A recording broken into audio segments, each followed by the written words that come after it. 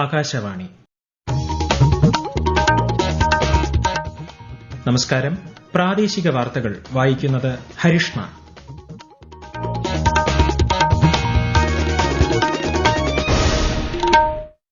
പ്രധാന വാർത്തകൾ. പാർലമെന്റിന്റെ ബജറ്റ് സമ്മേളനത്തിന്റെ രണ്ടാം ഘട്ടത്തിന് തുടക്കമായി. ലോക്സഭാ സ്പീക്കർ ഓം ബിർളയെ സ്പീക്കർ സ്ഥാനത്ത് നിന്ന് നീക്കം ചെയ്യണമെന്ന വിഷയമുന്നയിച്ച് സഭയിൽ പ്രതിപക്ഷ ബഹളം. പശ്ചിമേഷ്യൻ സംഘർഷം അവസാനിപ്പിക്കണമെന്നും സാധാരണ പൌരന്മാരുടെ സുരക്ഷ ഉറപ്പാക്കണം എന്നതുമാണ് ഇന്ത്യയുടെ നിലപാടെന്ന് വിദേശകാര്യമന്ത്രി എസ് ജയശങ്കർ രാജ്യസഭയിൽ. വികസിത ഭാരതമെന്ന ലക്ഷ്യം കൈവരിക്കാനുള്ള ചുവടുകളാണ് ബജറ്റ് മുന്നോട്ട് വയ്ക്കുന്നതെന്ന് പ്രധാനമന്ത്രി നരേന്ദ്രമോദി. ഐസിസി T20 ലോകകപ്പ് കിരീടം നേടിയ ഇന്ത്യൻ ടീമിനെ അഭിനന്ദിച്ച് രാഷ്ട്രപതി, ഉപരാഷ്ട്രപതി, പ്രധാനമന്ത്രി ഉൾപ്പെടെയുള്ള പ്രമുഖർ.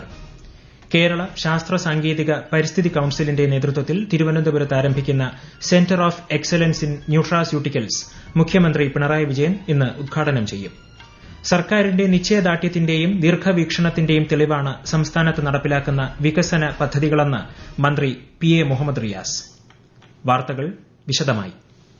പാർലമെന്റിന്റെ ബജറ്റ് സമ്മേളനത്തിന്റെ രണ്ടാം ഘട്ടത്തിന് തുടക്കമായി.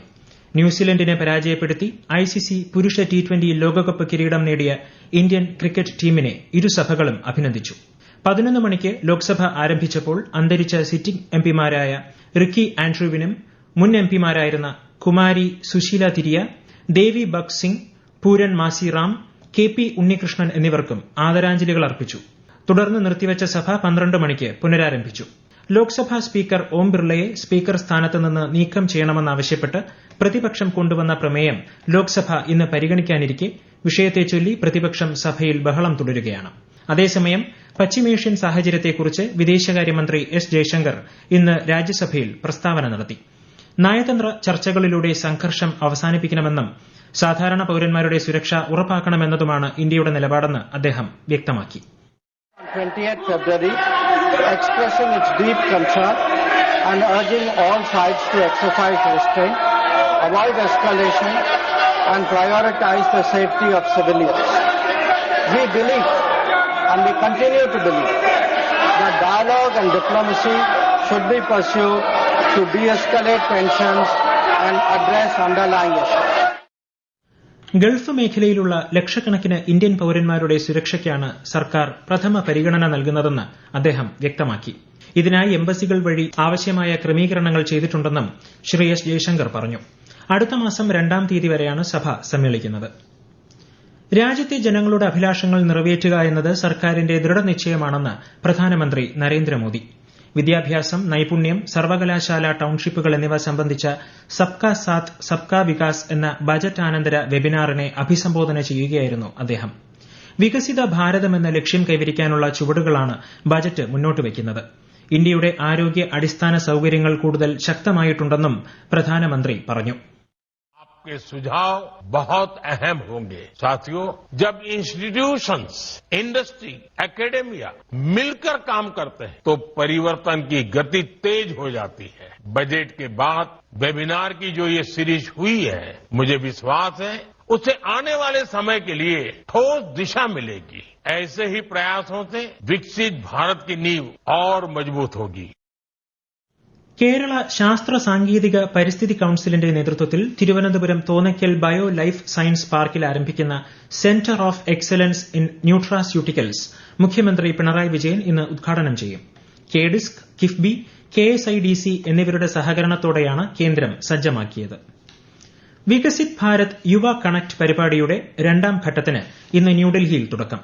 2047ഓടെ രാജ്യത്തെ വികസിത രാഷ്ട്രമാക്കുക എന്ന ലക്ഷ്യത്തോടെ മേര യുവ ഭാരത് മൈ ഭാരത്തിന്റെ സഹായത്തോടെ കേന്ദ്ര യുവജനകാര്യ കായിക മന്ത്രാലയമാണ് പരിപാടി സംഘടിപ്പിക്കുന്നത്. രാജ്യതലസ്ഥാനത്തെ 35 കോളേജുകളിൽ നിന്ന് 10,000-ലേറെ വിദ്യാർത്ഥികൾ പരിപാടിയിൽ പങ്കെടുക്കുമെന്ന് മന്ത്രാലയം അറിയിച്ചു.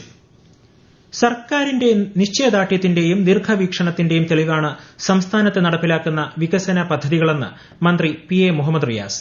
കോഴിക്കോട് വെള്ളിമാടുകുന്ന് പാതയിലെ മാനാഞ്ചിറ മലാപ്പറമ്പ് റീച്ചിന്റെ ഉദ്ഘാടനവും 2-ാം ഘട്ടമായ റീച്ചിന്റെ പ്രവൃത്തി ഉദ്ഘാടനവും നിർവഹിക്കുകയായിരുന്നു അദ്ദേഹം. കനാൽ സിറ്റി ഉൾപ്പെടെയുള്ള പദ്ധതികൾ വരുന്നതോടെ കോഴിക്കോട് ന്യൂ കാലിക്കറ്റ് ആകുമെന്നും മന്ത്രി പറഞ്ഞു. ഈ വാർത്തകൾ ആകാശവാണിയിൽ നിന്ന്.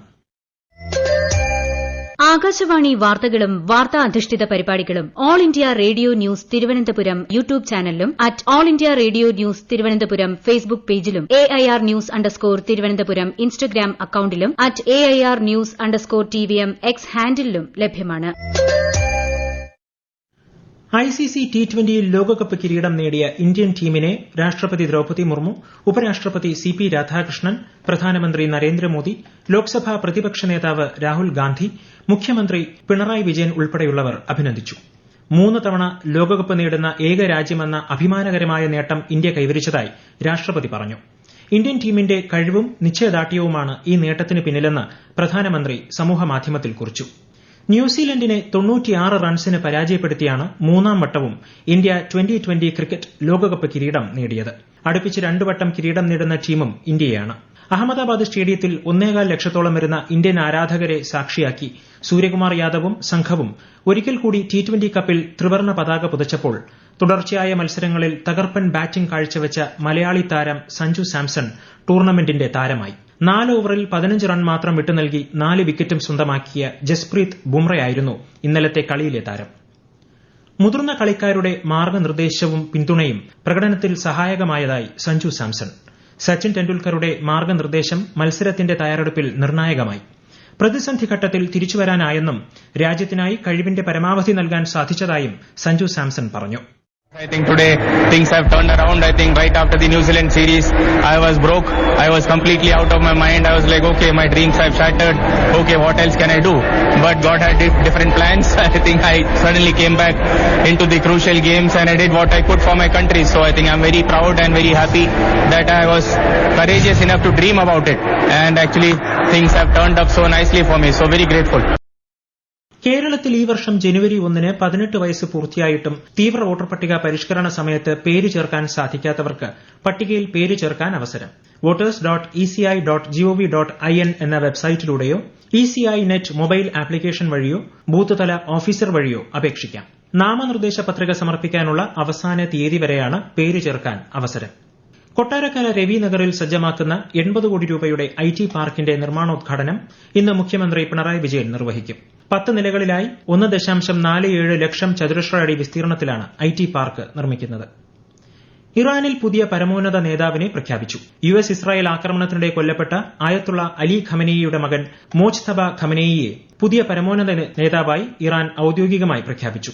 US ഇസ്രായേൽ സഖ്യം നടത്തുന്ന ഓപ്പറേഷൻ എപ്പിക് ഫ്യൂറി 10ാം ദിവസത്തിലേക്ക് കടക്കുമ്പോഴാണ് ഇറാന്റെ നിർണായക നീക്കം. എന്നാൽ പുതിയ നേതാവിനെയും വധിക്കുമെന്ന് ഇസ്രായേൽ ഭീഷണി മുഴക്കി. ഇറാൻ US സംഘർഷം ശക്തമാകുന്നതിനിടെ മേഖലയിൽ പരിക്കേറ്റ 7ാമത്തെ US സൈനികനും കൊല്ലപ്പെട്ടതായി US പ്രതിരോധ മന്ത്രാലയം സ്ഥിരീകരിച്ചു. ഇതിനിടെ ഇറാന്റെ വ്യോമാക്രമണങ്ങളെ നിയന്ത്രിക്കുന്ന റവല്യൂഷണറി ഗാർഡ് ആസ്ഥാനം തകർത്തതായി ഇസ്രായേൽ അവകാശപ്പെട്ടു. സൌദി അറേബ്യയിലെ ഷൈബ എണ്ണപ്പാടം ലക്ഷ്യമിട്ടെത്തിയ ഡ്രോൺ തകർത്തതായി സൌദി പ്രതിരോധ മന്ത്രാലയം അറിയിച്ചു. കേരളത്തിൽ ഇടിമിന്നലോടുകൂടിയ മഴയ്ക്കും വടക്കേ ഇന്ത്യൻ സംസ്ഥാനങ്ങളിൽ ഉഷ്ണതരംഗത്തിനും സാധ്യതയെന്ന് കേന്ദ്ര കാലാവസ്ഥാ വകുപ്പ്. പശ്ചിമബംഗാൾ, ആൻഡമാൻ നിക്കോബാർ ദ്വീപുകൾ, ജമ്മു കശ്മീർ, ലഡാക്ക്, ബീഹാർ, സിക്കിം, ഒഡീഷ എന്നിവിടങ്ങളിൽ മഴയ്ക്കും ഹിമാചൽ പ്രദേശ്, രാജസ്ഥാൻ, ഗുജറാത്ത് എന്നിവിടങ്ങളിൽ അടുത്ത 2 ദിവസങ്ങളിൽ ഉഷ്ണതരംഗത്തിനും സാധ്യതയുണ്ട്. രാജ്യത്തെ ഓഹരി വിപണികളിൽ നഷ്ടം. ബോംബെ ഓഹരി സൂചിക സെൻസെക്സ് 1918 പോയിന്റ് നഷ്ടത്തിൽ 76,999ലും ദേശീയ ഓഹരി സൂചിക നിഫ്റ്റി 597 പോയിന്റ് നഷ്ടത്തിൽ 23,853ലും വ്യാപാരം പുരോഗമിക്കുന്നു. സ്വർണ്ണവില കുറഞ്ഞു. ഗ്രാമിന് 180 രൂപ കുറഞ്ഞ് 14,820 രൂപയും പവന് 1,440 രൂപ കുറഞ്ഞ് 1,18,560 രൂപയുമാണ് ഇന്നത്തെ വില. പ്രധാന വാർത്തകൾ വീണ്ടും. പാർലമെന്റിന്റെ ബജറ്റ് സമ്മേളനത്തിന്റെ 2ാം ഘട്ടത്തിന് തുടക്കമായി. ലോക്സഭാ സ്പീക്കർ ഓം ബിർളയെ സ്പീക്കർ സ്ഥാനത്ത് നിന്ന് നീക്കം ചെയ്യണമെന്ന വിഷയമുന്നയിച്ച് സഭയിൽ പ്രതിപക്ഷ ബഹളം.